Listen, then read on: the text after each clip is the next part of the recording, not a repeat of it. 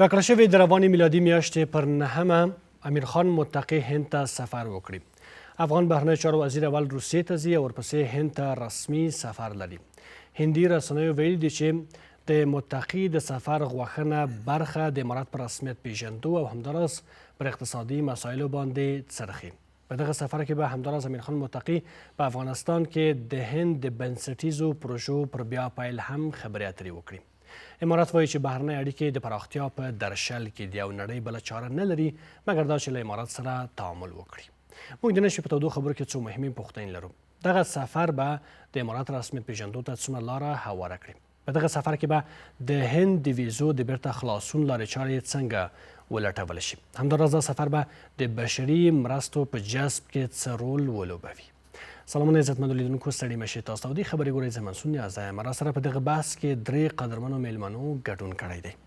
د سیاسي چارو شنونکی سمیع الله احمدزی صاحب، د سیاسي چارو بل افغان شنونکی ډاکټر ګل محمد الدین محمدي صاحب او د سیاسي چارو بل افغان شنونکی مفتي اجمل سالار صاحب. تاسو ټول ستړي مه شئ او په خیر راغلئ. احمدزی صاحب، غواړم چې دا بحث له تاسو سره پیل کړم. فکر کوئ چې په دغه سفر کې یوه اساسي برخه چې د امارات رسمیت پیژندنه ده، دغه چارې ته امارات څومره نږدې کیدی شي؟ بسم الله الرحمن الرحیم. تاسې ته قدرمنو میلمنو ته ټولو لیدونکو ته السلام علیکم. هیله ده چې ټول روغ او جوړ اوسي. ګورې دغه سفر وړاندې ترسیم سوی و چې مولوي صاحب امیرخان متقي باید هندوستان ته لاړ سي او دغه سفر د هند د چارواکو په خوښه باندې کېده. خو دا چې د ملګرو ملتونو سازمان د بندیزونو کمیټې یا د 19 یا بندیزونو په اساس باندې مولوي صاحب امیرخان متقي په دې بندیزونو کې نو امریکا د دې اجازه ورنه کړه چې متقي مولوي صاحب د هندوستان ته سفر وکړي. خو په دې وروستیو کې که چیرې تاسې د امریکایي پلاوي راتګ افغانستان ته وګورئ چې د بندیانو تبادلې شکلونه و، د هغې نه وروسته امریکایي لوري په خپله منفي رایه په غذا کې واخیستله او مولوي صاحب امیرخان متقي ته اجازه ورکړه. دوهم بحث دا و چې د منطقي فشار و، ځکه له دې نه مخکې د مسکو پارمټ ترسره کیږي او مولوي صاحب امیرخان متقي هلته هم دعوت سوی و. د منطقي فشار مثلا د روسانو فشار او د هند فشار د بندیزونو په کمیټې باندې دې ته متوجه کېدل یا اړ کېدل چې دې ته د سفر اجازه ورکړي. نو امریکایي لوري کوشش وکړ چې دغه معامله شکل ونیسي او اسلامي امارت ته داسې وښیي چې بغیر د موږ له اجازې او تعامل نه نسي کولی چې سفر وکړي.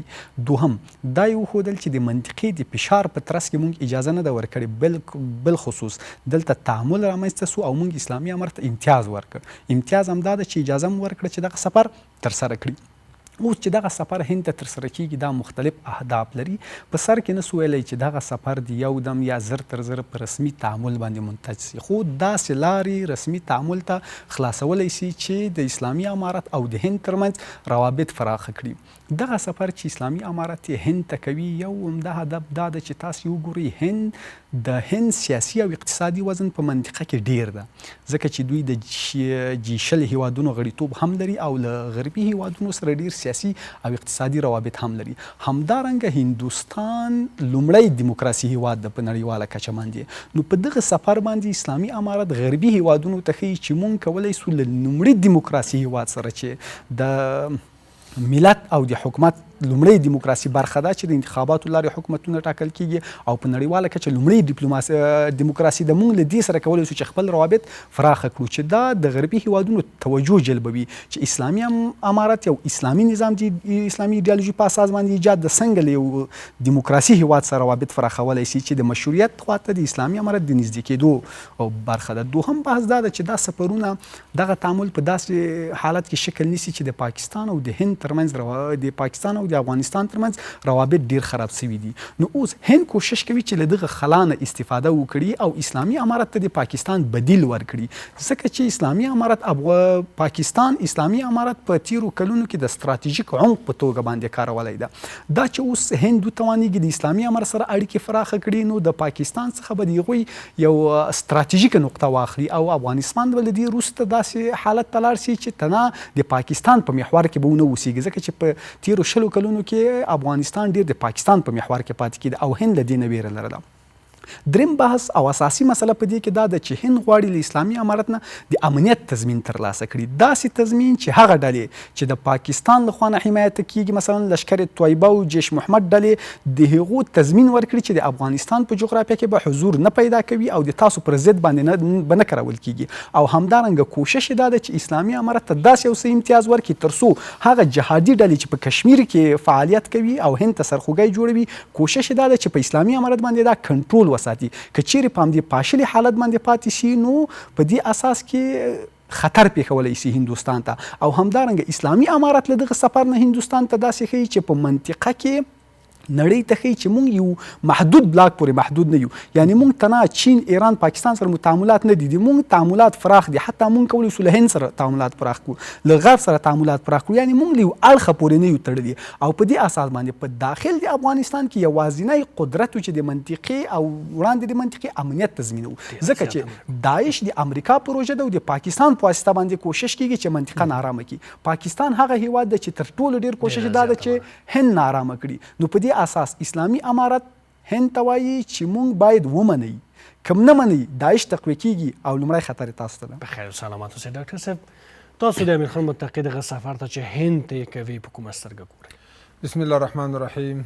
رب اشرح لي صدري ويسر لي امري واحلل عقدة من لساني يفقهوا قولي. تاسو ته قدرمنو ملمنو ته، تخنیکي همکارانو ته، لیدونکو اوریدونکو ته السلام علیکم ورحمة الله وبرکاته. په د اوسنیو اساسو شرایطو کې د اسلامي امارت د بهرنیو چارو د وزیر سفر هندوستان ته د اسلامي امارت لاسته راوړنه ده، خصوصا د بهرنیو چارو وزارت. دا په داسې حال کې چې یو خوا په پاکستان کې د افغانستان په ضد باندې هلته د افغانستان مخالفینو جلسې جوړیږي او د افغانستان باندې د پاکستان لخوا قسمه قسم تورونه لګول کېږي، د ټي ټي پي او همداسې نور د بدنامنیو تورونه چې وار وار افغانستان دا رد کړي دي. او پاکستان په نړیواله سطحه داسې ښیي چې په طالبانو باندې دوی خپل نفوذ لري، ځکه چې هلته په پاکستان مدرسو کې درسونه ویلي دي، دوی سره نږدې پاتې شوي دي. نو د امیر خان متقي سفر هندوستان ته دغه پیغام نړیوالو ته ورکوي چې افغانستان حکومت یو مستقل حکومت دی، دا د چا تر تاثیر لاندې نه دی. د افغانستان حکومت فیصلې خپل فیصلې دي، د خپل واک فیصلې دي، د چا په اشاره کارونه نه کوي. که د هند او پاکستان دغه مخالفتونو کې که چیرته د افغانستان حکومت د پاکستان تر تاثیر لاندې وای، دوی به دا سفر نه کوه، ځکه دغه سفرونو ته پاکستان خوشحال نه دی، بلکې په هر لحاظ کې د پاکستان هغه کړنې تر تاثیراتو لاندې راولي. ځکه هندوستان غواړي چې د افغانستان سره تجارتي اړیکې ولري، افغانستان سره په بشري مرستو کې کومک وکړي، په سیاسي لحاظ باندې خپل هغه کوم تړونونه د افغانستان سره چې هغو ته وفادار پاتې شي، خپل ډیپلوماتیک تاثیرات تر سفارت کچې لوړ کړي، رسمیاتو پېژندلو ته لارې هوارې کړي، چې دغه به په غیر مستقیم باندې په پاکستان باندې په اقتصادي لحاظ باندې چې د کراچۍ د بندر نه به سوداګرو مالونه راوړل، ترانزیټ پیسې به پاکستان ته تلې. اوس هند کوشش کوي چې د چابهار بندر د لارې د ایران د طرف د لارې د افغانستان سره دا تړون وکړي. افغانستان کې مختلفې پروژې چې مخکې هندوستان تر لاس لاندې وي هغې ته ادامه ورکړي، سفارتي اړیکې د افغانستان سره غښتلي کړي، هغه مریضان چې مخکې به د تداوۍ دپاره هند ته تللي د هغو دپاره په ویزو او نورو مختلفو بخشونو کې اسانتیاوې رامنځته کړي. بالاخره د افغانستان طرفداري په نړیوال سټیج کې وکړي، هندوستان به وتوانېږي، افغانستان به د دغې موقع نه د دغه طلایي چانس نه ښه فرصت ترلاسه کړي، ښه استفاده به وکړي چې تر څو د یو خوا د امریکا په مقابل کې روس اسلامي امارت په رسمیت وپېژاند. اوس که چیرته هندوستان یو داسې هیواد دی چې په نړیواله سطحه په ملل متحد کې ښه نفوذ لري او د امریکا ملګری هیواد دی، که چیرته افغانستان سره سفارتي اړیکې پیاوړې کړي، په رسمیت یې وپېژني، تعاملاتو ته ادامه ورکړي، پیاوړې کړي، نو دا به هم د پاکستان دپاره یو ګزار وي. خو د افغانستان په سیاسي ډول باندې په نړیواله سطحه، خو د منطقې په سطحه به د افغانستان افغانستان نه سرغړونې وي، افغانستان به خپلو هغو تعهداتو ته چې ویلي دي چې افغانستان بې طرفه دی، خپلواک هیواد دی، نه غواړي چې د چا سره داسې اړیکې ولري چې د بل هیواد په ضرر باندې نو افغانستان عملا دغه ثابته کړه. بخیر سلامت اوسئ مفتي صاحب. په داسې حال کې متقي ورځي هند ته چې د کابل او اسلام آباد اړیکې هم یو څه خرابې شوي دي، د متقي تګ ډیلي ته یو څه خاص پیغامونه به اسلام آباد ته ولري؟ بسم الله الرحمن الرحیم. سلامونه تاسو ته ښاغلو مېلمنو ته، درنو لیدونکو ته مو. د افغانستان اسلامي امارت استازي یا د موږ او تاسې بهرنی چارو وزیر سفر هند ته، البته د چا سره په د تصادم یا د چا سره د ټکر په بنیاد او بنسټ باندې نه دی. د ځمکې پر مخ د اوسېدونکو وګړو اړتیاوې او ضرورتونه متقابلې دي. دې ته په کتو باندې هر نظام، هر حکومت، هر جغرافیه کې اوسېدونکي خلک یا وګړي په همدې شکل باندې یو بل ته اړتیا لري، یو بل ته ضرورت لري. د هند حکومت د حکومت په چوکاټ کې یا د حکومت په سطح باندې یا د نظام په چوکاټ کې د افغانستان اسلامي امارت ته اړتیا لري. په همدې ته ورته یا همدغه شکل باندې افغانستان اسلامي امارت هم په اوسني سیاسي وضعیت یا اوسنی حاکم سیاسي وضعیت چې په نړۍ باندې حاکم دی اړتیا دې ته لري چې له هیوادونو سره سیاسي اړیکې ولري یا سیاسي ډیپلوماسي وپاللی شي. دا چې اوس منفي اغیزې به لري یا به نه لري، دا د هر هیواد په خپل سیاست او ډیپلوماسي پورې تړلي. که چیرې د اسلام آباد سیاست او ډیپلوماسي داسې وي چې منفي ګرا وي یا منفي اړخونه ولري، نو کیدای شي پایلې به د دوی لپاره ناسمې وي. او که چیرې دوی په سالم سیاست باندې قدم کېښود یا سالم سیاست له ادرسې د اسلامي امارت سره پرمختګ وکړي یا په مخ لاړ شي، نو بیا ورته هېڅ ډول منفي اغېزې نه لري، د دوی سیاست پورې تړاو لري. اسلامي امارت د تصادم سیاست نه لري، له هېڅ هیواد سره نه غواړي چې په تصادم کې واقع شي. د سیاسي تعامل له لارې، د سیاسي تعامل د دروازې له لارې دوی کوشش کوي، هڅه کوي چې پر مخ لاړ شي. بل اړخ د موضوع دا دی چې اوسنی حاکم سیاسي وضعیت چې په نړۍ کې دی، هند دا احساس کړی دی، درک کړی دی چې په دغه جغرافیه کې چې موږ او تاسې قرار لرو، دغه نظام چې اوس حاکم دی چې اسلامي امارت دی، هند هم دې نتیجې دې پایلې ته رسېدلی چې بل بدیل ورته نشي درلودلی. خپلې منافع یا خپلې هغه ګټې چې دوی باید په دې سیمه کې ولري یا په دې سیمه کې تأمین کړي، د هغوی لپاره د یو ادرس ټاکل ورته اړین دي. هغه ادرس یا هغه مرجع چې باید دوی ټاکلی وي هغه د اسلامي امارت دی چې د دوی لپاره تضمین ګرځېدلی شي یا دوی پې باور کولی شي، دوی لپاره د ډاډ وړ ګرځېدلی شي. ټولې هغه منافع که هغه سیاسي وي که اقتصادي وي، دوی دا پته یې لري چې کولی شي د اسلامي امارت له ادرس نه دوی په د خپلې منافع تأمین کړی شي. البته هغه منافع چې هغه په سیاسي لحاظ، په منطقوي لحاظ، په ډیپلوماسي لحاظ باندې مشروع وي او اسلامي امارت ورته ژمن دی. په دې منځ کې داسې ګډې منافع هم شته چې دواړه لوري به یې تعقیبوي، دواړه ورته په یوه سترګه ګوري. موږ وویله چې متقابل اړتیاوې دي، چې اړتیاوې متقابل شي نو منافع او ګټې مشترکې دي.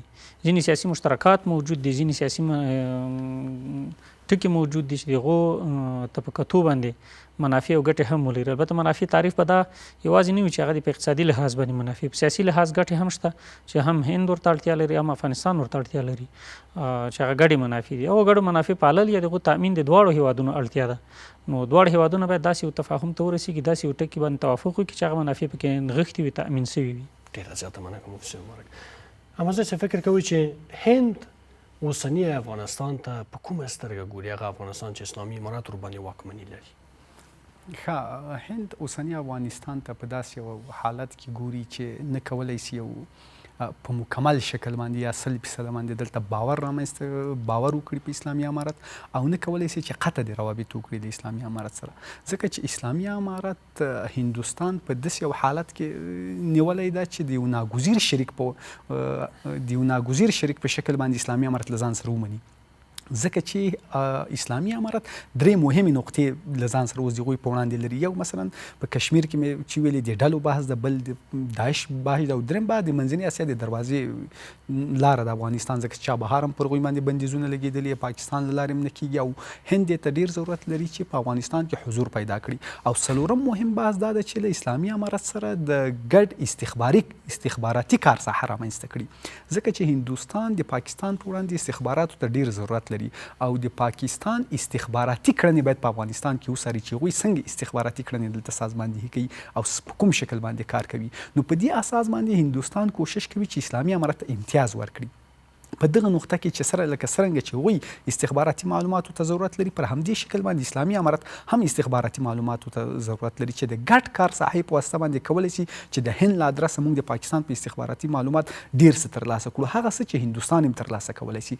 بل بحث دا ده چې اسلامي امارت باید د پاکستان سره متوازن یو سیاست رامنځته کړي د هند په وړاندې باندې، ځکه چې پاکستان ته داسې وښیي که تاسې ونه اوسېږئ هند موجود ده، ځکه هند د پاکستان ښه بدیل کېدلی شي په نړیوال سټیج کې د موږ لپاره. او همدارنګه هندوستان کوشش کوي چې د پاکستان د کنټرول لپاره هم په افغانستان کې حضور لري او د افغانستان له لارې منځنۍ اسیا هیوادونو ته ورسیږي، ځکه چې پاکستان باید کنټرول وساتل شي او پاکستان په 3 نقطو کې کنټرول کېدلی شي چې هم د افغانستان لخوا کنټرولولی شي، هم د منځنۍ اسیا هیوادونو نه او هم په ختیځ د هندوستان کې چې کشمیر ده. همدارنګه د دې ترڅنګ د چین له حلقې نه د ځان خلاصولو لپاره هم هندوستان ډیر کوشش کوي، ځکه چې اوس یو قسم هندوستان د چین لخوا کنټرول سوی ساتل کیږي چې په افغانستان کې چین فراخ نفوذ لري، قانونه یعنی معدني قراردادونه له چینیانو سره دي، دلته سفارت خلاص ده، یعنی ډیپلوماټیک حضور په لوړه کچه باندې ده. نو هغوی داسې احساس کوي چې ډیپلوماټیک او اقتصادي حضور په دې کچه باندې ده، نو استخباراتي حضور به په کومه کچه باندې په افغانستان کې. نو په دې اساس د فی الحال لپاره هندوستان چې هم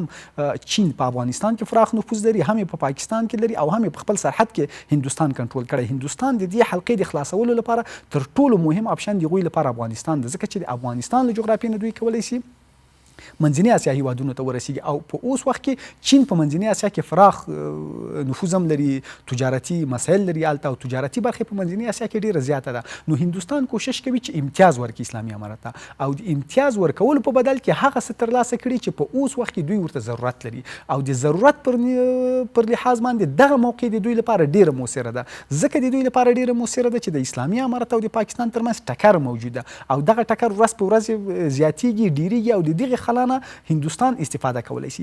د دې ټولو ترڅنګ یوه بله مهمه نقطه د اسلامي امارت په پالیسي کې دا ده چې کله د پاکستان او د هندوستان ترمنځ جګړه جنګ پیښ شو، د اسلامي امارت د رهبرۍ لخوا نه د داخلي وزارت ارشد معین صدر ابراهیم صاحب هندوستان ته واستول سو چې موږ د هند او د پاکستان په منځ کې متوازن سیاست کوو، یعنی موږ د پاکستان په طرف باندې نه یو، د موږ جغرافیه د تاسو پر ضد باندې نه کارول کیږي، بېطرفه یو او همدارنګه کومه حمله چې هلته وسوه په هندوستان کې هغه یې وغندله اسلامي امارت. له هغې نه وروسته که چیرې تاسې وګورئ هندوستان یو قسم له اسلامي امارت سره تعاملات شروع کړي دي، وړاندې راځي تر دې چې اسلامي امارت هندوستان ته د سفر بلنه ورکړه. په خیر سلامت اوسئ. ډاکټر صاحب فکر کوئ چې دغه ډول سفرونه چې پرله پسې کېږي امارات هم وایي چې بهرنی سیاست متوازن دی، اقتصاد محوره دی، د افغانستان خاوره هم د چا پر ضد نه کارول کېږي، دغه ټول شرایط چې پوره کوي دې لپاره چې دغه حکومت باید په رسمیت وپېژندل سي.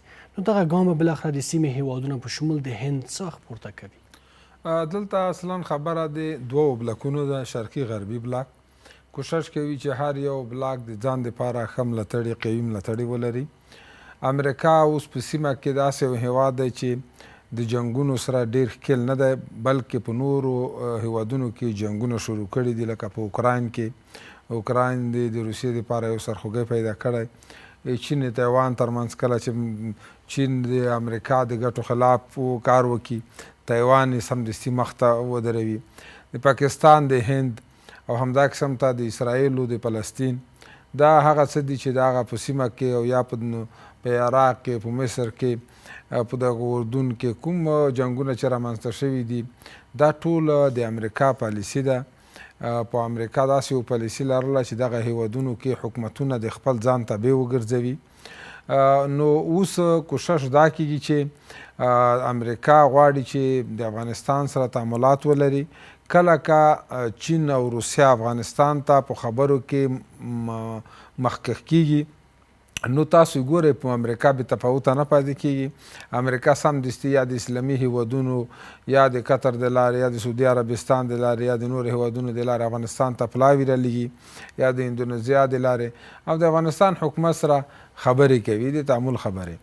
همدغه خبرې چې د بندیانو په نوم کیږي یا مثال په نورو بخښونو کې کیږي، امریکا بالاخره غواړي چې د افغانستان سره تعامل وکړي، خو دوی هغه څه د افغانانو نه غواړي یا د اسلامي امارت نه غواړي چې هغه د افغانستان خاوره نه تیری دی هغه د خپل نظامی حضور غوښتل دی افغانستان کې چې دا اسلامي امارات بار رد کړي دي چې موږ هیڅکله د ټوپک سره او د درشۍ سره هیڅ خارجي قواوې افغانستان کې نه غواړو. افغانستان ته د امریکا په شمول هر څوک چې راځي هغه د پراختیایي پروژو سره راشي، هغه د بیا رغونو کارو سره راشي، هغه د کالم سره راشي، په ډیپلوماسي دی راشي، په افغانستان کې د کار وکړي، د کار زیات کار دی وکړي، زیات قراردادونه د اقتصادي او د افغانستان سره وکړي. دا چې دوی غواړي چې دلته د سیمې نورو هیوادو دپاره امریکا یا باید اډې ولري یا د نورو سیمې دپاره افغانستان استفاده کړي، دا خو مستقیما د افغانستان داخلول په جنګونو کې دي چې دا نه افغانانو ته د منلو وړ دي او نه اسلامي امارات رهبرۍ ته د منلو وړ دي. دا یې بار رد کړي دي. خو بیا هم امریکا چون دوی هماغه یو هدف چې په نظر کې نیولی وي همغه هدف ته کار کوي په مختلفو د لارو، کله د مطبوعاتو کې د فشارونو د لارې او کله د اسلامي امارت سره، کله نورو هیوادونو کې. خو دغه ارمان به دوی ګور ته د ځان سره یوسي، ځکه افغانان هغه خلک دي چې هیڅ کله د چا سرې سترګې په خپل وطن کې نه مني. همدغه موږ په د 40 کلونو کې ولیدل چې دواړه امپراتورۍ چې نن په جهان کې دوی ممتازه دي، خو الحمدلله د افغانانو د لاسه دوی ماتې خوړلې ده. نو همدغه وجه ده چې د امریکا د وجې چې امریکا د زیاتو هیوادونو سره په ملل متحد کې زیات پیسې امریکا ورکوي، نفوذ په ملل متحد کې د امریکا زیات دی، بانک جهانی کې زیاته ونډه د امریکا ده او د زیاتو هیوادونو سره نظامي تړونونه لري. نو په همدغه وجه ده چې هغه هیوادونه د امریکا د وجې یا د هغې د خوښې په مستقل ډول نشي کولی چې افغانستان په رسمیت وپېژني. که نه افغانستان د رسمیت دپاره ملل متحد کې د غړیتوب دپاره ټول شرایط پوره کړي دي. په خیر و سلامت اوسئ. مفتي صاحب، هند خو یو څه سیالي او دښمني له پاکستان سره لري. بیا فکر کوئ چې هند له همدغو عینکونه افغانستان ته هم ګوري چې افغانستان خپل ځان سره یو دوست و ملګری کې بیا په ګډه د پاکستان په مقابل کې وکاروي او پاکستان انزوا ته یوسي؟ که چیرې داسې یو موخه او هدف هم ولري افغانستان کولی شي په دې منځ کې ځان خوندي وساتي چې د یو بل چا د لاس ابزار واله نه سي. هند کیدای شي د هڅه وکړي یا په دې هڅه کې وي د هند کې وي تر هغو وکولی شي چې په هر ډول وي پاکستان مات کړی شي یا پاکستان مات کړي یا حد اقل د انزوا حالت ته بوځي.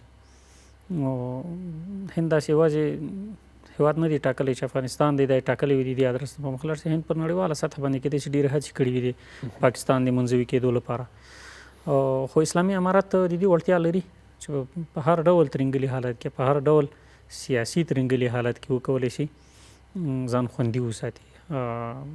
د خپل سیاست یا خپله پالیسي یا خپله ډیپلوماسي په داسې یو شکل باندې عیاره کړي چې د خپلو منافعو نه بغیر د بل چا منافعو ته کار وکړي، د بل چا منافعو لپاره ګټمن تمام شي، یا بل څوک د تاسو په ژبه چې ابزار یې وګرځي او خپلې ګټې ترې پورته کړي. تر ډېره حده توانېدلی ده او توانېږي په دې باندې چې خپل ځان خوندي کړي. او دا چې پاکستان په کوم حالت کې قرار لري، د خپلې دفاع وړتیا لري یا نه لري، دا بله موضوع ده. موږ ویل چې په پاکستان پورې تړاو لري. پاکستان که چیرې داسې یو څه وکړي چې هغه د هند او د افغانستان مشترکه دښمني پاللي، چې دوی سره دښمني وپالي، نو کیدای شي په داسې یو سرنوشت باندې اخته شي لکه اوس چې ورته وړاندوینه کېدلی شي. او که چیرې داسې وي چې افغانستان ته له یو بل ادرس نه ګوري یا بلې زاویې نه ګوري، هند ته له بلې زاویې نه ګوري، له هند سره هغه خپله دښمني پالي چې هغه د تاریخ په اوږدو کې راپاللې ده او راپالي تر اوسه پورې. افغانستان سره د یو ګاونډي په حیث باندې تعامل ولري، نو کیدای شي له دې ستونزو نه به خلاص وي. او که داسې حالت وي لکه کوم چې اوس په پاکستان باندې حاکم دی چې هر څوک په کوم سټیج باندې ودرېږي افغانستان د دښمن په حیث پېژني، نو زه بیا دا وایم چې افغانستان سره دښمني کیدای شي اسانه نه وي. افغانستان سره دښمنۍ ته اوس د پاکستان اعلان کړل د پاکستان، زه دغه وایم کنه چې د پاکستان د دغه جغرافیې ما مخکې ویلي چې هېواد خو به نه صورت ویلي، خو د پاکستان د جغرافیې هغه څوک چې دوی زیږولي دي، هغه څوک چې دوی راپنځوي، هغه له د افغانستان سره د دښمنۍ هوډ نشي درلودلی یا نیت و اراده نشي درلودلی یا نشي کولی، ځکه یې تجربه کړي دي. نو پاکستان غوندې یو جغرافیه هېڅکله امکان نه لري چې افغانستان سره بیا دښمني وپالي. خو زموږ توصیه ورته دا ده چې افغانستان ته له یو روغ عینکونه وګورئ، یو روغ لید ورته ولرئ. هېڅکله هڅه مه کوئ چې افغانستان د دښمن په موقف کې ودروئ، ځکه د افغانستان دښمني تاریخ ثابته کړې چې درنه دښمني ده، د دښمن لپاره ډېره درنه تمامېږي. یو د سټیجونو خبرې دي چې په سټیج باندې څوک احساساتي کېږي، خپل احساسات کنټرول نشي کړی، هغه ستونزې چې دوی خپله زېږولي، هغه ستونزې چې دوی په خپل کور کې ورسره مخ دي، د هغو پړه پر افغانانو باندې اچوي دا دوی تېروتنه ده او سیاسیونو ته له دې ادرسه دا خبره کوو چې دا تېروتنه مه تکراروئ ځکه د تاسې تېروتنه د تاسې د ملت لپاره په تاوان تمامیږي او هېڅکله د ګټې تصور ورته مه کوئ. موږ په سیمه کې دوه نور لوبغاړي هم لرو چې یوې چین ده یوې پاکستان ده، البته د افغانستان او د هند په اړیکو کې دا دواړه هیوادونه په خپلو کې ډېرې ښې اړیکې لري، بیا په عین وخت کې دواړه چین او پاکستان له هند سره په سیالي کې دي او په جنجال اوښتي دي. یعنې موږ افغانستان دغه پالیسي غوره کولی سي یا دغه ډیپلوماسي کارولی شي چې په سیمه کې د دغو څو هیوادونو ترمنځ سي او د سیالي په ډګر بدل نه سي. په سیاسي لحاظ باندې ناکام جغرافیه چې دغه پاکستان دی، چین تر دې حده ناکامي نه لري په خپل سیاست او ډیپلوماسي کې. له هند سره چې کومه دښمني لري هغه کیدای شي له روغ ادرسونو نه پر مخ بوځي، وپاللی سي هغه دښمني په دوستي بدله کړي سي، دې وړتیا لري. او نه هم چین د دې تکل لري چې افغانان له ځان سره د هند د دښمنۍ په درشل کې ودرېږي.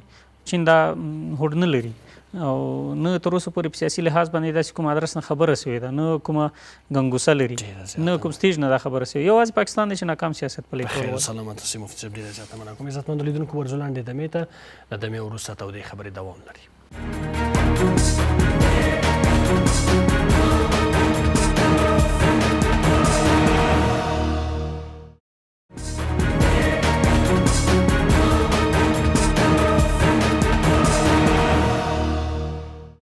تودو خبر ته بیا هم ښه راغلاست. احمد صاحب، یوه اساسي مسله دا ده چې کله د هیوادونو ترمنځ اړیکې رامنځته کېږي یا رسمیت پیژندنه کېږي، باید تبعات هم د خلکو د ملتونو لپاره مثبت او ښه واوسي، لکه روسیې چې امارات په رسمیت وپېژندل، خو په منځ کې دغه ویزې ازادې نه سولې. له هند سره هم د ویزو مسله ډېره زیاته قوي ده او مهمه ده. په دغسې سفرونو کې که دا مسلې مطرح کېږي نو هغه مقابل لوري ته هم څومره مهمه ده چې بیا یو څه دغه ګرمې اړیکې په عمل کې هم وښیي. تاسو وګورئ لکه څرنګه چې وویل سو چې هند به اسلامي امارت ته امتیاز ورکړي او امتیاز به تر همدې ډیپلوماتیکو کچو پورې، مثلا د سفارت تر کچې پورې به وي چې په بخش کې به بیا د ویزو مثلا حل کېږي او دا مسایل به پکې په بر کې نیسي، دا مسایل به د حل کېدو خواته ځي، ځکه چې امتیاز ورکول به د رسمیت پیژندل یا د رسمي تعامل تر کچې پورې نه وي، هغه به په ټیټه کچه کې چې همدا سفارتي د ویزو بشردوستانه مرستې مثلا د محصلینو بحث دغه مسایل به وي چې دا مسایل به په بار کې نیسي. که چیرې روابط نور پراخه کېدل او زمینه دې ته مساعده کېده چې بیا د رسمیت پیژندلې مسله وروستۍ مسله ده. دوهم باز دا ده چې منطقه ګورئ تاسې په 4 کلونو کې نه ده توانېدلې چې د اسلامي امارت په وړاندې یو واحد دریځ رامنځته کړي. دوی دریځونه ډېر متفاوت دي. روسیه په یو مسیر باندې حرکت کوي، هغوی چین په بل مسیر حرکت کوي، پاکستان، هند، ایران په بل مسیر باندې حرکت کوي. د دغه نه همغږي له وجې نه دلته خلا رامنځته سوې ده چې دوی نه دي توانېدلي چې دغه خلا ډکه کړي او له دغې خلا نه غرب استفاده کوي. نو د 4 کلونو په تېرېدو یا 4.5 کلونو په تېرېدو یو غټ باور دلته دی ایجاد سوی ده چې منطقه نسي کولی چې مونږ سره د همکاري وکړي او مونږ د ثبات په لوري باندې لاړ سو. نو ځکه دا فکر د غرب خواته سوق سوی چې غرب هم دا کار کولی سي. وګوره چې روسان د په رسمیت وپېژني $0.5 نه ښه کېږي، خو چې امریکایان راسي په یو راتګ باندې دلته $1 د افغانۍ په مقابل کې ورځي، باور زیاتېږي، د خلکو باور په لوړه کچه باندې کېږي. نو د سیمې دغه خلا چې په دوی کې موجوده ده او یو واحد دریځ نه لري د اسلامي امارت په وړاندې، توجه د غرب خواته ډېره ده. یعنې مونږ کوشش باید پر دې باندې وکړو چې څنګه له غربیانو سره اړیکې ښې کړو، یعنې څنګه وتوانېږو چې له امریکا سره یوې هوکړې ته ورسېږو، یو تعامل هوار کړو، ځکه چې امریکا د اوږدمهاله پالیسیانو ظرفیت لري خو امارت وایي چې غېږې خلاصه ده، ټولو ته اجازه ورکوي چې راسي کابل ته سفارتونه خپل خلاص کړي، ټولو سره آماده دي چې تعامل وکړي، چې مقابل لوري نه غواړي نو څه وکړي؟ ښه، دا خو داسې نه ده چې مقابل لوری نه غواړي، مقابل لوری هم غواړي، خو ممکن هغوی ځینې شرطونه ولري یا موږ هغوی ته یو څه په لاس کې ورکړو چې د موږ سره د تعامل لپاره وکاروي، یعنې له هغې نه استفاده وکړي چې هغوی له موږ سره تعاملات وکړي. لا تر اوسه موږ غرب ته څه په لاس نه دي ورکړي چې هغوی پر دې کچه باندې وکړي. که داسې شرطونه یا داسې غوښتنې چې هغه د افغانستان ملي امنیت یا حاکمیت تر پوښتنې لاندې راولي، خو طبعا چې امارات به چمتو نه سي چې هغه ورسره ګورئ منطقه یو څه روسان مونږ یې په رسمیت وپېژندو، مونږ داسې دوی ته په لاس باندې ورکړه چې مونږ جغرافیه هغه کوم امنیت نه چې تاسې ویره لرئ دا حاکم ده، یعنې یو څه مو په لاس ورکړه چې هغوی په کور دننه له دې نه استفاده وکړه چې د افغانستان خاوره د مونږ پر ضد باندې نه کارول کېږي. که چیرې راسو امریکا ته ګوره، امریکا پر دې باندې پوهېږي چې اسلامي امارت د اوس لپاره ځواکمن ده، ځکه چې پوج استخبارات او په ټوله جغرافیه باندې حاکمیت لري. خو دغه ځواک د نړیوالو بندیزونو د عدم رسمیت پیژندنې او د خلکو د نه ملاتړ له وجې اوږدمهالی ثبات نه لري. نو په دې ډول امریکا یو ډول فلسفي منطق تعقیبوي، داسې وایي که چیرې د منطقې لخوا اسلامي امارت په رسمیت وپېژندل سي نو د دوی ظاهري ځواک به په حقیقي ځواک تبدیل سي. خو که چیرې په رسمیت ونه پېژندل سي د ظاهري ځواک تر شا یو ژور درس پاتې کیږي چې مونږ کولی سو له دغه درس نه استفاده وکړو. دا چې په 4 کلونو کې منطقه ونه توانېدله چې دغه درس ډک کړي، امریکا تر اوسه ترې استفاده کوي او امریکا په دې برخه کې برلاسې ده ځکه چې منطقه نه توانېږي چې دغه درس ډک کړي. نو که چیرې منطقه پر همدې منوال باندې حرکت وکړي، لرې نه ده چې د اسلامي امارت او د امریکا ترمنځ به په تعامل کې هغه څه شکل ونیسي کوم چې دوی نه غواړي. دوی چین، روسیه، ایران او پاکستان. اوس که غواړو چې له امریکا سره روابط ښه کړو، ګورئ امریکا سره د موږ روابط په دې ښه کېږي هغه نقطې چې دوی په کور دننه له فشار سره مخ کوي هغه حل کړو. مثلا که چیرې موږ په کور دننه وتوانېږو چې د نجونو مکاتب او پوهنتونونه خلاص کړو، نو په کور دننه امریکا ته د دې توجه ورکول کېږي چې ملت یا خپلو مخالفینو ته وایي چې موږ د بشر خو باس مطرح کوو، یعنې دا د موږ غوښتنه وه، موږ دا لاسته راوړه.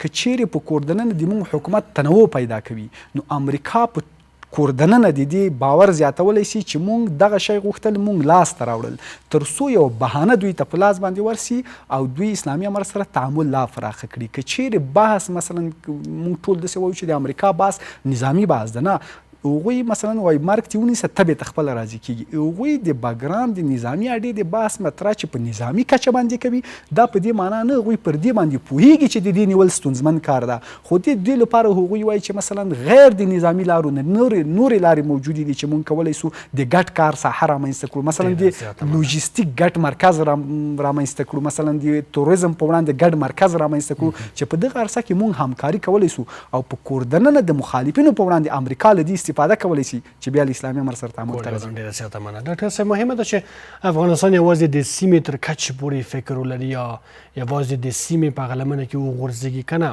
شرق ته به هم باید وګوري، غرب ته هم باید وګوري، د دواړو خواو سره د اړیکو د پراختیا لپاره کار وکړي. د افغانستان دپاره په اوس وخت کې تیر تاریخ ته په کتو، تجربو ته په کتو، ستونزو ته په کتو، مهمه دا ده چې نه امریکا ته دومره نږدې شي چې روس یې خلاف شي، نه روس ته باید دومره نږدې شي چې امریکا یې خلاف شي، ځکه په افغانستان کې دواړه قدرتونه مشترکې سیاسي او ګټې لري، استخباراتي ګټې لري. د افغانستان اوسنۍ پالیسي چې اقتصاد محوره پالیسي ده، دا ټول جهان حیران کړی دي. د ټول جهان دپاره داسې یو پالیسي ده چې دوی هم دې ته حیران دي، ځکه افغانستان د ټولو هیوادونه دا غواړي چې افغانستان په 40 کلونو کې سخت توان لیدلی، په دغو ترمیماتو کې د موږ سره همکار شي. هغه هیوادونه که مخلص انجنیران لري هم د وطن د آبادۍ دپاره د موږ سره کومک وکړي. هغه څوک چې د معدنونو په استخراج کې ماهرین لري افغانستان سره د کومک وکړي. په بشري برخه کې، په سیاسي برخه کې، معارف، صحت، په ټولو برخو کې افغانستان ضرورت لري، ځکه افغانستان داسې یو مملکت دی چې د امریکا د لارې هم شل کاله سخت وځپل شو، دلته ډېر نقصانات، تکلیفونه رامنځته شو، او د دې نه مخکې شل کاله د روسیه د لاسه هم. اوس دوی باید دواړه قوتونه کوشش وکړي د خپلو کوچنیو متحدینو د لارې افغانستان به یو نړیواله سطحې د نړیوالو سره سیال کړي. افغانستان د په اقتصادي لحاظ باندې هم ورغوي، لاس دې ورکړي، په سیاسي لحاظ باندې هم، په نظامي لحاظ باندې د هم د خپلو شتو څښتن کړي. وروسته بیا افغانستان کولی شي چې خپل تصمیمونه بیا ونیسي. په اوس وخت کې په دې حالاتو کې افغانستان دپاره ښه خبره دا ده، ښه پالیسي دا ده چې د ټولو هیوادونو سره داسې تعلقات ولري چې د یو هیواد تعلقات د بل په ضد نه وي. یعنې که چېرته موږ روسیه په رسمیت پیژني، امریکا باید دومره ورخطا نه شي، دومره په غوسه نه شي چې د افغانستان د ترمیم په ځای تخریبي کارونه وکړي. مثلا که چېرته موږ د هندوستان سره سیاسي روابط غواړو یا هندوستان افغانستان په رسمیت پیژني، پاکستان باید دومره ورخطا نه شي چې د ډېرې ورخطایۍ نه د افغانستان سره د دښمنۍ کچې ته خپل اړیکې ورسوي. بلکې پاکستان هم باید د همدې هنر نه د هندوستان نه باید زده کړي، افغانستان ته د ورورۍ لاس ورکړي، د افغانستان سره د هندوستان نه باید اړیکو کې دوی لا پرمختګ وکړي. که هندوستان غواړي چې په افغانستان کې 50 اقتصادي پروژې کې کار وکړي، پاکستان د حاضر شي چې دغه تعداد 100 ته ورسوي. که چېرته پاکستان غواړي چې دلته د افغانستان سره ښه همسایه پاتې شي، نو د افغانستان په آبادۍ کې د افغانستان سره مرسته کې د افغانستان سره هماهنګۍ کې د پاکستان ګټه ده، په تخریب کې د هیڅ هیواد ګټه نه ده. د افغانستان اوس پالیسي ټولو ته همدا ده، د افغانستان د حکومت پلانونه همدغه دي چې دوی هیڅ کله نه غواړي چې د افغانستان د چا د استخباراتو ډګر وګرځي یا په نظامي لحاظ یا د چا په ضد وکارول یا په ضد وکارول شي. نو هیوادونه به بالاخره همدې ته غاړه ږدي، خو دلته دوی افغانستان تجربه کوي. دا د بعضو هیوادونو تر اوسه پورې عضله نه ده اخیستې، وایي چې دا څه نه چې د کاسې لاندې نیم کاسه وي. خو زه مطمئن یم چې د افغانستان حکومت، د افغانستان خلک اوس دې نتیجې ته رسېدلي دي چې بغیر د ترمیم نه، بغیر د اتفاق نه، بغیر د هماهنګي نه، بغیر د ښه سیاست نه افغانستان بله لار نه لري. افغانان که موږ ټول په خپل منځ کې یو بل په غېږ کې سره ونه نیسو، هغه ستا ستونزې چې افغانستان کې دي هغو ته عاقلانه لاره پیدا نه کړو، موږ خپله ځانونه د بحران نه ونه باسو، خپل ځان ته به ته خپله کار کوي، تا د عزت دپاره، تا د آبادۍ دپاره نور کار نه کوي.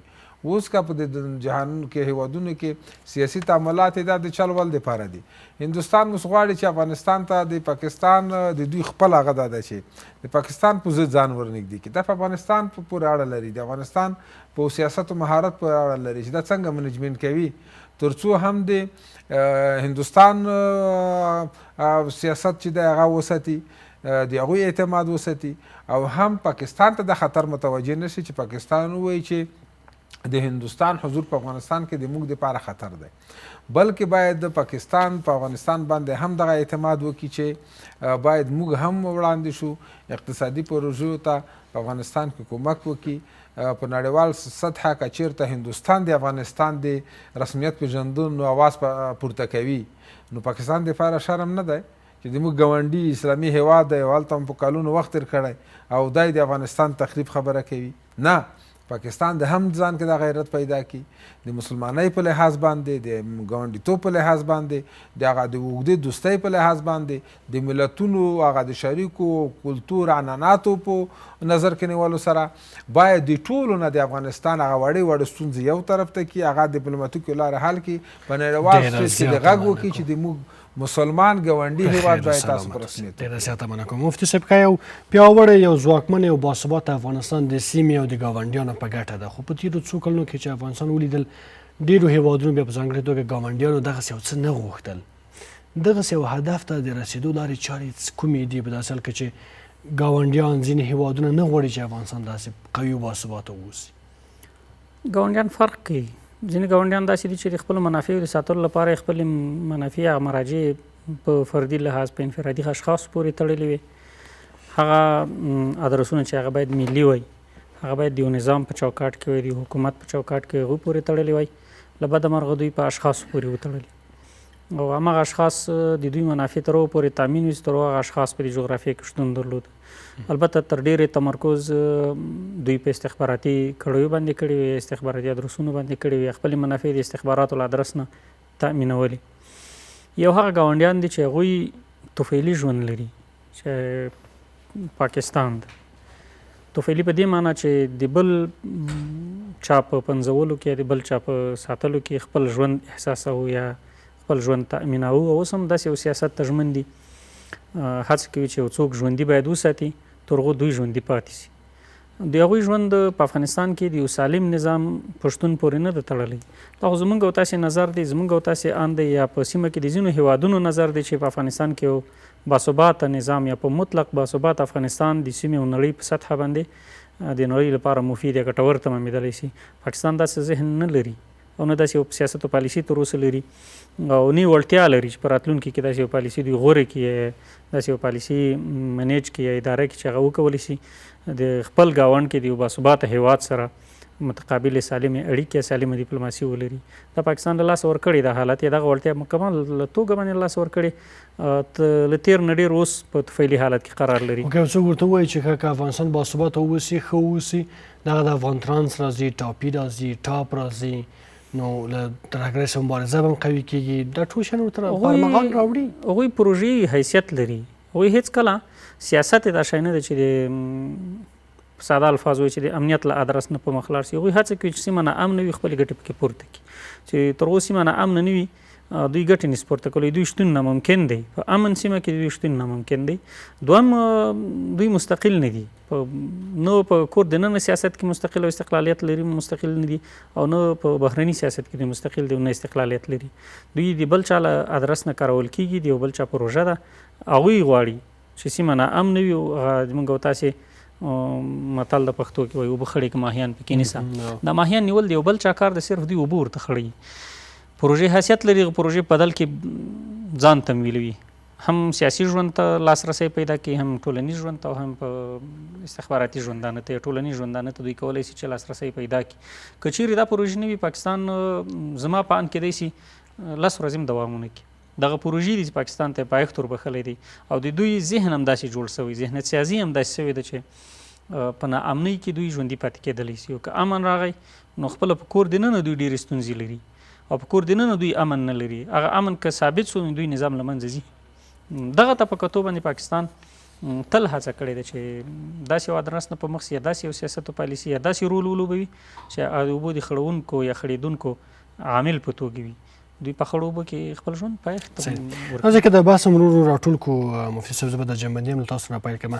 که داسې یو حالت وي، فکر کوئ چې افغانان دغومره سیاسي فهم او کچې ته رسېدلي دي چې دغسې دسیسې د ګاونډیانو یا د بعضې ګاونډیانو وپېژني، ځان ورته آماده وساتي، خپل اتحاد او اتفاق خوندي وساتي، تر څو په راتلونکي کې د دغسې یو دسیسو ښکار نه شي دوی ملک؟ افغانان به وویشو په دوه ډلو. نیازی صاحب، یو هغه دي چې هغه مطلق افغانان دي، رښتیني افغانان دي، د جغرافیې ته ژمن افغانان دي، او د افغانستان ملي منافع او ملي ارزښتونو ته ژمن افغانان دي. هغه نوره تېروتنه نه کوي. هغوی په تجربوي لحاظ باندې وروزل شول. هغوی داسې تجربې ترلاسه کړي چې له تېر تاریخ نه له هغه ترخو تجربو نه کېدای شي خوږ درس اخیستی وي، چې هغه د دې ملت یووالی دی، د جغرافیې یووالی دی، او متحد اوسېدل دي. او یو هغه څوک دي چې پردیو ته کار کړی یا استخباراتي کړی دي، هغوی آرام نشي اوسېدلی. هغوی ته نه ملي ارزښت معتبر دی، او نه ورته ملي جغرافیه او نه ملي منافع. هغوی خپلو فردي یا شخصي منافعو ته کار کوي، او په ټوله کې یو بل چا ګټو ته کار کوي. نو د بل چا ګټې که په خطر کې وي، هغوی ډېر اسانه لکه مخکې چې افغانستان خرڅ کوي، یو ځل بیا هم د خرڅېدو هوډ لري، یو ځل بیا هم خرڅوي. موږ وینو چې په پاکستان کې غونډې کوي، او داسې یو څوک چې په افغانستان کې هېڅ اهمیت نه لري، حتی په خپله سیمه، په خپله جغرافیه، په خپل قوم کې نفوذ نه لري. پاکستان یو اهمیت ورته قایل دی. په هغه کور کې چې یو څوک څومره ډېر خفه سي یا غوسه سي، بیا پردیو ته نه وایي چې زما په کور کې داسې یو حال ده. خو هغه خو د کور وګړی وي. هغه څوک چې پردی وي په یو کور کې اوسېږي، هغه بیا وایي پردی ته. د کور مطلق وګړی هېڅ کله نه وایي، هېڅ کله خپل کور نه خرڅوي، نه خپله دروازه د بل چا په مخ خلاصوي چې د غلا لپاره راسي، یا د چور لپاره راسي، یا د تهدید لپاره راسي. هغه څوک چې د پردیو لپاره کار کړي، هغه د تل لپاره د دروازې خلاص. زیاته مننه کوم. بخیر سلامت اوسئ. ډاکټر صاحب، د بحث راټول کو نورې سپارښتنې څه دي چې د دې لپاره افغانستان خپلې بهرنۍ اړیکې لا پسې وغځوي؟ که زموږ وزیر هند ته ځي، بیا روسیې ته ځي، کله نور هېوادونو ته هم سفر وکړي. د افغانستان لپاره یو مهمه خبره دا ده چې هر کله چې په خپل منځ کې اختلافات وي، مشکلات وي، بیا دغه مشکلات ډېر زیاتېږي. کوشش باید دا وشي چې په داخل کې اختلافات باید به هیڅ صورت نه وي. هغه څوک چې د افغانستان په ضد په بیرون کې هم دسیسې توطیې جوړوي، د هغوی سره هم باید د تفاهم ژبه خپله شي، او که نه یې په هغې هېوادونو باندې فشار راوړل شي چې د افغانستان د تخریب نه په مستقیم یا غیر مستقیم ډول لاس. خو دغه د بعضې نه کوي. دلته ورته که ټول لاره چا ورته وایي چې راځئ بیرته وطن ته، افغانستان ته راسئ، خو د دې په ځای چې که خفه هم اوسي، خو ځي یو بل ملک ته چې د هغوی تاریخ هم افغانستان ته معلوم ده، هغوی ته ورځي. خو خبره دغه ده، ما ویل چې که چېرته اول دلته متحدالوالی راشي، که ساره د دې چې ټول اسانتیاوې دوی ته مهیا وي، بیا هم د نورو پیشاري کارونه کوي. د افغانستان اوس یو مستقل هیواد دی، د هغوی هیوادونو نه باید افغانستان په جدیت سره وغواړي چې د افغانستان مخالفین دي د افغانستان په ضد نه تغذیه کوي. اقلا چې دوی هره ورځ بې بنیاده بې اسنادو تورونه افغانستان ته باندې لګوي. نو که چېرته د افغانستان په ضد باندې د افغانستان د مخالفینو په کومو هیوادونو کې غونډې کیږي، افغانستان حق لري چې ورته ووایي چې وروره دا کار ته مه کوه. تاسو څه وایئ که چېرته په افغانستان کې د ټي ټي پي مشرانو یا د ټي ټي پي طرفدار دلته غونډې وکړي، افغانستان کې کوم سازمان په نوم دلته دعوت کړي، آیا پاکستان باندې به دا څومره سخته تمامه شي؟ او به وایي چې عمل یې موږ ګورو. نو ګوره افغانستان بیا هم د دومره لوی زغم نه کار اخیستی، دا په دې معنی چې هغه دوی ته اهمیت نه لري، پوهېږي چې دی هېڅ نشي کولی، دا هغه امتحاني شوي پرزې دي، دا هغه څوک دي چې په افغانستان کې ماته خوړلې ده، نو بیا په افغانستان کې د دوی که هر قسم دغه وکړي بدون د هغې نه چې هغه هیوادونو به مصارف ورباندې وشي، افغانستان دپاره دا خلک مفید نشي تمامېدلی. نو یو دا ده چې د هغې هیوادونو نه دې وغواړي، همدا د ثبوت په ډول دوی ته پیش کړي چې ګوره موږ د تاسو په ضد داسې کارونه نه کوو چې د تاسو مخالفین تغذیه کړو، تاسو هم دا کارونه مه کوئ. بل خبره دا ده چې د افغانانو غوښتنې ته باید لبیک وویل شي، د افغانانو هغه غوښتنې چې هغه د شریعت خلاف نه وي. بله خبره دا ده چې په اوس وخت کې ټول جهان دې ته وایي چې ټول شموله حکومت، متخصص متحد حکومت، د دې دپاره کار کول پکار دي چې ځوانانو ته، متخصصینو ته، افغاني کدرونو ته په حکومت کې ځای ورکړل شي، دوی د افغانستان د دغه حکومت یو جز یو برخه وګڼل شي، په تصمیمونو کې د دوی نظرونو ته احترام وکړل شي، او همدا قسم ته په نړیواله سطحه نور باید هم هلې ځلې وشي چې هغه هیوادونو سره چې موږ تعاملات لرو هغه تر سفارتونو اړیکو پورې، تر رسمیت پېژندنې کچې پورې وغځوو. اسلامي هیوادونه باید په ځان کې یو دغه وړتیا پیدا کړي، دا شجاعت وښیي چې افغانستان من حیث د داسې یو هیواد چې د افغانستان په ټوله خاوره کې شریعت امنیت نافذ دی، دلته هغه څه چې نړیوال د هغې نه په عذاب دي، لکه تروریزم، لکه بې امنیتي، لکه مواد مخدر، لکه د نورو هیوادونو استخباراتي حضور، افغانستان کې دا شی نشته. نو هم د ملل متحد دپاره پکار دي، هم افغانستان کې دوی نامه نورو نهادونو دپاره پکار دي، او هم په افغانستان په خارج کې د افغانستان خواخوږي دپاره پکار دا دي چې هغوی د خپل هیواد دپاره، حب الوطن دپاره د خارجیانو ته دا قناعت ورکړي تر څو افغانان هم په رسمیت وپېژني، افغانستان هم په نړیوال سټیج باندې د نورو هیوادونو سره یو ځای خپل مزل ته ادامه ورکړي. سلامت اوسئ. احمد صاحب وروستۍ خبرې ستاسو هم راخلو، مهرباني. ګورئ منصور صاحب، منطقې ته اسلامي امارت په اولیت کې نه ده قرار. روسانو ته د اوکراین جګړه اولیت لري، چین ته تایوان اولیت لري، ایران ته د یورانیم غني کول اولیت لري، پاکستان ته خپلې پروژې اولیت لري، او هند ته له غرب سره خپلې تعرفې اولیت لري. افغانستان په اولیت کې قرار نه لري، خو له پامه یې نشي غورځولی، له پامه یې نشي غورځولی، خو ځکه نشي کولی چې ټول تمرکز پر دلته د خلا د ډکولو باندې وکړي. خو غرب ته افغانستان اولیت لري، که څه هم نور په نړۍ کې په جنجال کې ده، خو هغوی افغانستان ورته اولیت لري. تاسو وګورئ چې د موږ په معضله کې ډیر فعال دي، یعنی د افغانستان په مسله کې ډیر فعال دي، تر ولسمشر، تر بهرنیو چارو وزیر، تر کچه پورې ټول د افغانستان په هکله باندې سرګردونې کوي. افغانستان ته استازی راځي، د زندانیانو تبادله کوي، بشردوستانه مرستې کوي، تبلیغات، منفي تبلیغات د افغانستان په وړاندې باندې کوي، یعنی افغانستان ورته اولیت لري. اوس که چیرې مثلا موږ فکر وکړو چې موږ د شرق خواته تمایل پیدا کړو، مثلا د منطقې خواته موږ لاړو، منطقه موږ ته څه کولی شي؟ منطقه موږ پر همدې محور باندې چرخولی شي چې خپل بازارونه یو څه موږ ته خلاص کړي، موږ ته دومره اقتصادي مثلا په کور دننه امریکا ونه توانېږي چې موږ مطلق انزوا ته کش کاږي. خو که چیرې موږ د غرب خواته تمایل پیدا کوو، نو په هغه صورت کې بیا د ملګرو ملتونو چوکۍ ترلاسه کولی شو، د موږ پیسې کنګل سوي چې دي دا خلاصېدلی شي، د غربي هیوادونو سره اړیکې پراخېدلی شي. خو د شرق له خوا نه به ستونزه همدا وي چې دوی کوشش به وکړي چې ځینې ډلې تقویه کړي او د موږ امنیت خراب کړي، د دې په خاطر چې موږ غرب ته نږدې کېږو. هغه څه چې اسلامي امارت پر جغرافیه حاکم ده، هغوی په اوسنیو شرایطو کې دغسې کړنه نسي ترسره کولی. او اوس چې له دوی سره روابطو کې مثلا د روسیې له خوا نه په رسمیت باندې پېژندل سوي، ټول موارد په خپل ځای باندې پاتې، مثلا بندیزونه په خپل ځای باندې پاتې، حتی د ملګرو ملتونو په سازمان کې چې دوه د ټول صلاحیت لري، د امنیت د شورا غړي دي چین او روسان، لا تر اوسه نه دي توانېدلي چې موږ ته د ملګرو ملتونو په سازمان کې چوکۍ ترلاسه کړي، حتی د دوی فشار پر غر باندې دومره تاثیر نشي کولی چې د مونږ کنګل شوې پیسې مونږ ترلاسه کړي. نو په ټوله کې ویلی سو چې لا تر اوسه منطقه دې ته نه ده هماده چې مونږ د له اوسني حالت نه ښه حالت تصور کړي. خو دا په دې معنا نه ده که د مونږ له امریکا سره اړیکې پراخېږي مونږ د امریکا طرف ته تللي یو. مونږ باید کوشش دا وکړو چې هغوی سره اړیکې پراخه کړو. یعنې دا چې مونږ بېطرفه یو پر دې معنا چې د مونږ جغرافیه به د تا په ضد نه کارول کېږي. دا معنا نه چې مونږ به چا سره تعاملات نه ساتو یا په ډېره ټیټه کچه باندې نه ساتو. د هغې بحث دا ده چې د مونږ د افغانستان جغرافیه به د چا په ضد نه کارول کېږي. دوهم بحث دا ده چې اسلامي امارت په کور دننه چې له کومو چیلنجونو سره رخ ده نه ده توانېدلی چې دا حل کړي. یعنې امریکا یا غرب په استخبارات او رسنۍ پر دې باندې توانېدلي دي چې د اسلامي امارت او د ملت ترمنځ فاصله پر همغه شکل باندې پرېږدي کوم چې له اول نه یعنې پراخه فاصله ایجاد کړي او دغه فاصله په دې شکل ایجادوي چې د خلکو لپاره نوی تصویر ایجادوي. زوړ تصویر د خلکو په فکر کې ورانوي. هغه تصویر نور دوی د خلکو په فکر کې ورانوي چې امریکا دلته کومې لوبې وکړي. دلته کوشش دا ده چې د خلکو ذهن ته نوی تصویر ورسوي. نوی تصویر د نوو مشکلاتو چې په کور دننه باندې دي. مثلا د دوی ډول تمرکز پر دې باندې چې په افغانستان کې فقر ده. فقر چا راوستی؟ دوی شتمنۍ کنګل کړي. خلکو ته داسې وایي چې حکومت د یوې ډلې ده، مثلا تنا مولوي صاحبان په حکومت کې دي، بل چاته ونډه نه ورکوي. دریم چې د موږ په ضد باندې کاروي د نجونو د مکاتبو د پوهنتونونو مسله ده چې ډېرې په نړیواله کچه باندې انتشار کوي. که اسلامي امارت کورني مشکلات چې لري حل نه کړي، امریکا توانېږي چې له دې درز نه استفاده وکړي. ډېره زیاته مننه کوم احمد ضیاء صاحب، ډاکټر صاحب، مفتي صاحب محترم، ډېره زیاته مننه. عزتمنو لیدونکو، ستاسو له ملتیا څخه هم یوه نړۍ مننه. تر بیا تودو خبرو تاسو په لوی رب سپارم.